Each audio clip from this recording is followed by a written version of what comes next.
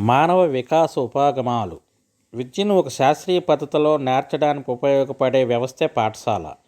విద్యను ఒక శాస్త్రీయ పద్ధతిలో నేర్చడానికి ఉపయోగపడే వ్యవస్థే పాఠశాల. లక్షలాది మంది విద్యార్థులు రోజు పాఠశాలకు వెళ్తూ ఉంటారు. ఎంతోమంది ఉపాధ్యాయులు విద్యార్థులు రోజు తరగతి గదిలో కలుసుకుంటూ ఉంటారు. పాఠశాలలో అనేక కృత్యాలు చేస్తారు.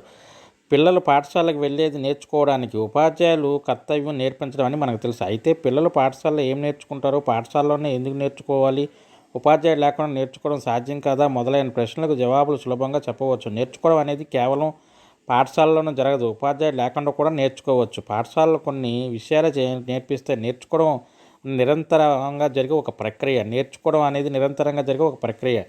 పిల్లలు మాత్రమే నేర్చుకోరు, అందరూ అన్ని వేళలా అందరం కూడా జీవితాంతం నేర్చుకుంటూనే ఉంటారు. అందరూ జీవితాంతం నేర్చుకుంటూనే ఉంటారు. అయితే పాఠశాలలు ఎందుకు, ఉపాధ్యాయులు ఎందుకు అనే ప్రశ్నలు ఉత్పన్నమవుతాయి. పాఠశాల అనేది ఒక సంస్థ మాత్రమే కాదు, అది ఒక వ్యవస్థ.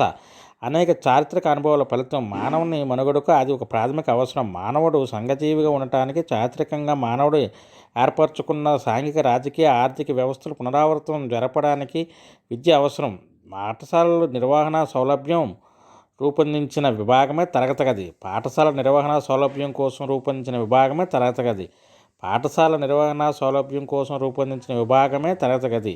అయితే పాఠశాల వ్యవస్థలో ఎన్నో విప్లవాత్మకమైన మార్పులు వచ్చాయి. అయినా కొన్ని నియమాలు ఏర్పాటు చేసుకోవడం తప్పనిసరి అవుతుంది.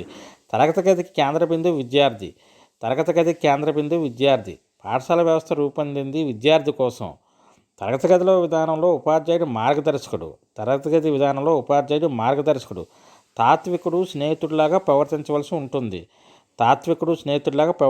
ఉంటుంది. పాఠశాల విద్యా విధానాన్ని నిర్వహించి కొనసాగించే ఉపాధ్యాయుడికి ఏం తెలియాలి? చాలామంది ఉపాధ్యాయుడికి విషయ పరిజ్ఞానం ఉంటే సరిపోతుంది అనుకుంటారు. విషయ పరిజ్ఞానానికి తోడు ఉపాధ్యాయుడు పిల్లల మనస్తత్వాన్ని కూడా తెలుసుకోవాలి. ఆ విధంగా బోధన జరగాలి. ఉపాధ్యాయుడు పిల్లల మనస్తత్వాన్ని తెలుసుకొని దానికి తగిన విధంగా బోధన జరిగించాలి. ఉపాధ్యాయ వృత్తిలో ప్రధాన కర్తవ్యం అభ్యసనం, లెర్నింగ్. అందుకే మనోవిజ్ఞాన శాస్త్ర అధ్యయనం ఉపాధ్యాయుడికి ఉపయోగపడుతుంది. ఉపాధ్యాయుడి ప్రధాన కర్తవ్యం అభ్యసనం. అందుకే మనోవిజ్ఞాన శాస్త్రం ఉపాధ్యాయుడికి ఉపయోగపడుతుంది. అభ్యసన సిద్ధాంతాలు, లెర్నింగ్ థియరీస్, ప్రిన్సిపల్స్ విద్యా విషయాలకు అన్వయించడం ద్వారా ఉపాధ్యాయుడు పాఠశాలలోనే అభ్యసన సన్నివేశాలను సమర్థవంతంగా నిర్వహించగలుగుతాడు. సైకాలజీ అతని వృత్తికి ఒక స్థానాన్ని కల్పిస్తుంది. బోధనలో అతనికి